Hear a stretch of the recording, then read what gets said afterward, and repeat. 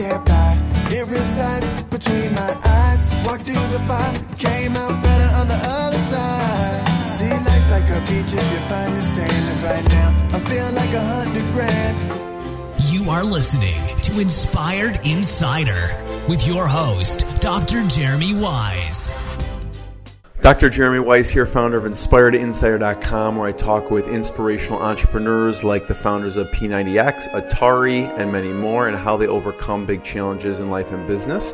Our sponsor today is Rise25.com, which helps service professionals, doctors, lawyers, accountants, coaches, anyone working with clients one-on-one, stop trading time for dollars and shift from a one-to-one client work to one-to-many. You can go to Rise25.com, learn more, download the free Dream Product Ladder, which is basically a business plan on one sheet of paper that helps you see gaps in untapped revenue potential.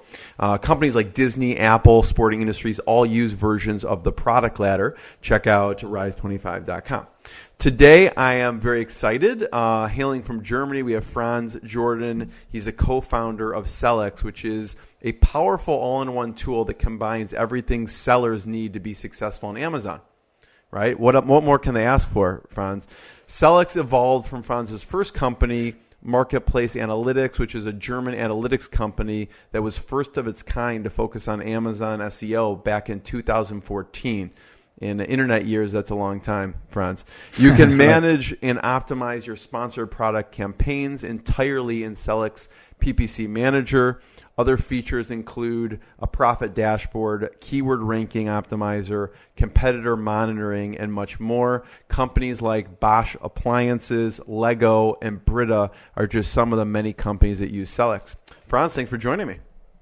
Thanks for having me, Jeremy. I'm very happy to be in the show. So when does the negative come into play, and how should someone do that?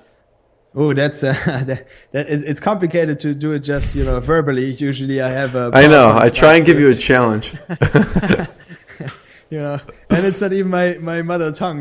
This is really challenging. I've seen your I've seen your slides. It's really interesting. Because it's almost like it's almost like a decision making document, sort of like what you're saying now, which is if you have an auto, then after you do the auto, you take the ones that are working and you put them into manual, and the manual you can do a separate broad and exact campaign, right? Yes. So just overall, for a second, explain negative. I don't know, for me, people explain it in different ways. So how does the negative work, and what is it in general? So let's say, negative essentially means that if you put a keyword to negative, you don't want any of your ads to appear for this particular keyword, right? Let's say that, you have a keyword as a dog house, right? So dog and house, right? So you could set dog house as, those two terms to negative exact, which would mean you would not rank for the exact word dog house, right? But you could still appear for some sort of combination, right? So if you put it to negative exact, you exactly, this is the exact term that you are kind of, avoiding to rank for. Then you have another one, which is negative broad.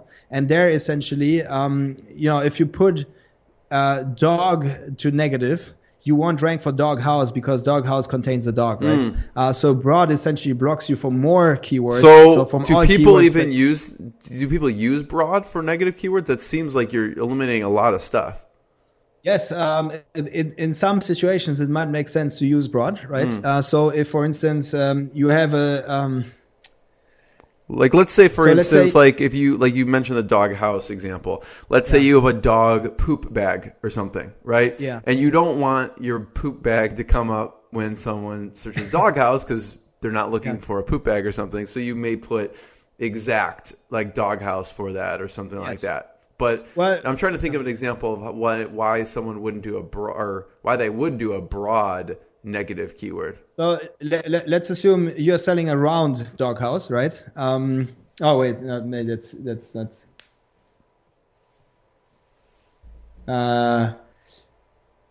No, let's go different. So let's assume you're selling an iPhone case that is made out of how is it called, synthetic leather, right?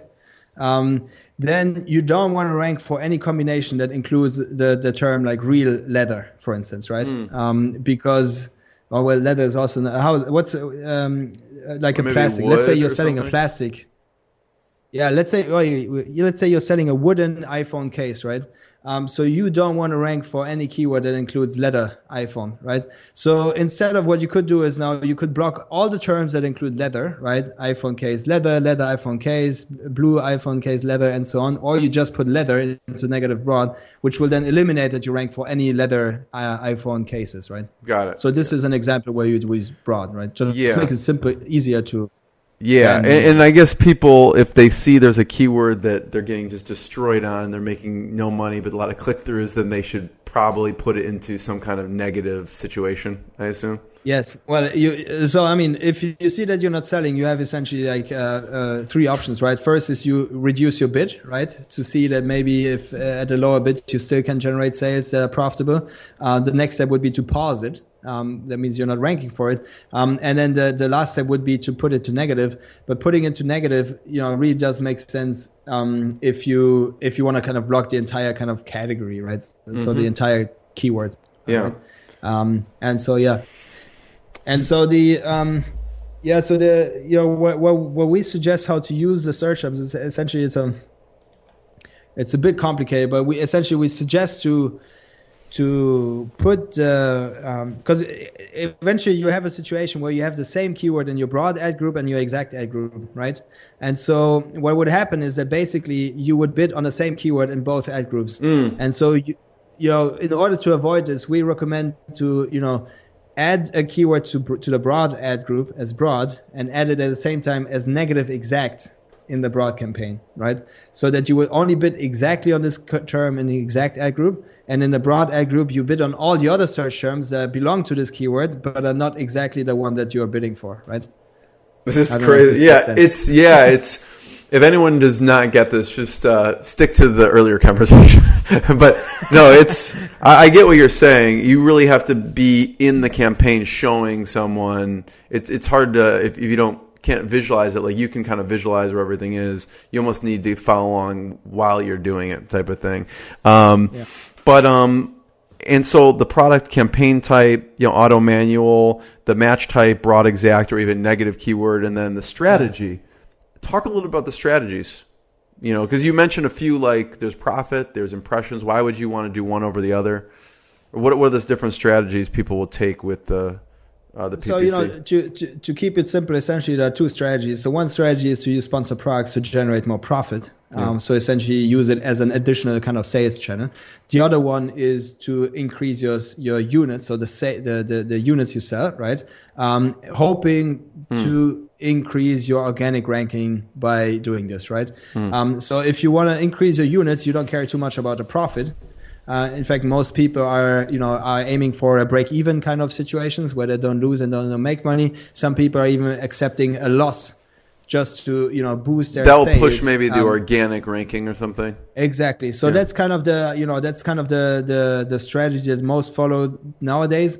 To be honest, I'm a bit skeptical that the impact is still as big as it is. It used to be very big, this connection between organic and paid. I think they kind of reduced it a little bit. And so the situation that I fear is that, especially in the US, because the US market is a bit more ahead, compared to Europe, is that sellers spend money like crazy on sponsored products, and they always justify it with, yes, but it's going to pay off. Increase the sell-through. Yeah. Exactly. And it maybe rank them high in organic, and they'll sell more on the back, so that's like more of a long-term play. Exactly. So what do you think about that? You think that's not as smart? Well, I think that everyone is basing their strategy on the assumption that there is a connection between paid and organic, right. And nobody has ever tested it. And so, I think what's going on in the U.S. market is the click price, the CPCs are going through the roof. People pay multiple dollars for one click, and I think that people take huge losses and accept huge losses because they believe it's going to push their organic ranking. And if it turns out that this is not true, then a lot of people would have a very loss-making strategy without ever making a profit out of it, right? Yeah, there's just a hole in the boat. There's water just leaking out. But There's that's a big yes. assumption, I guess, right? Yeah, we're currently testing it. We're currently trying to figure out if there's some If there's a connections relation. or not. So Yeah. yes. Any word because of it right now? I can't tell. It would be unreasonable for me to tell anything right now. Franz, this has been fascinating. I really appreciate your time. I could probably talk to you for another few hours, but I know you have a bunch of features to get at. And I think I saw, so everyone should check out Sellics.com. If you haven't realized from this conversation, the guy knows what he's talking about, and they have some really cool tools. And I know some really big sellers that highly recommend Sellics. So everyone should check out Sellics, Sellics.com. Check it out. I don't know why you do this, a little bit crazy maybe, but you have a 14-day free trial. So, and there's no credit card required on that. No, I think this is a European kind of thing, right? I know in the US it's a bit different, but we feel very confident about the product. We don't feel like we need to trap people into converting them automatically to paid customers. So I think we have a very fair offering. It's good value for money, and so we want to encourage as many people as possible to try it.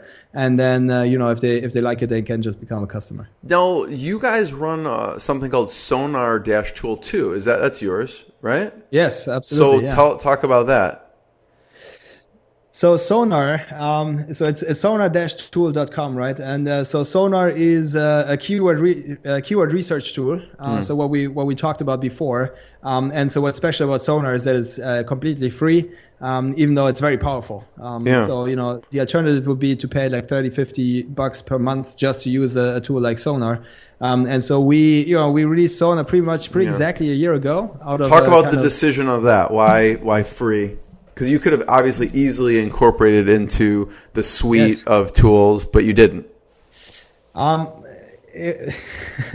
what was the situation? So the situation was that a year ago essentially we came up with a plan to have this keyword research feature, and so we just wanted to put it out on the market to kind of the key idea was to make Sonar popular, and by this increase the awareness for Sellics. And it worked very well for us. And to be honest, I think we've reached a point where we could just incorporate it and it would just be fine as well. But we don't like to take away value from the users. Even also when we add new features, we always it's always free for the current users. We never make current users pay more for features that we add. Because I don't know. It's just I don't know. But so there's a Chrome extension, though. You can put it in the Chrome. Yes. Right. So there's a Chrome extension, and the Chrome extension is paid. So there was one way. Yes. So the Chrome extension is paid.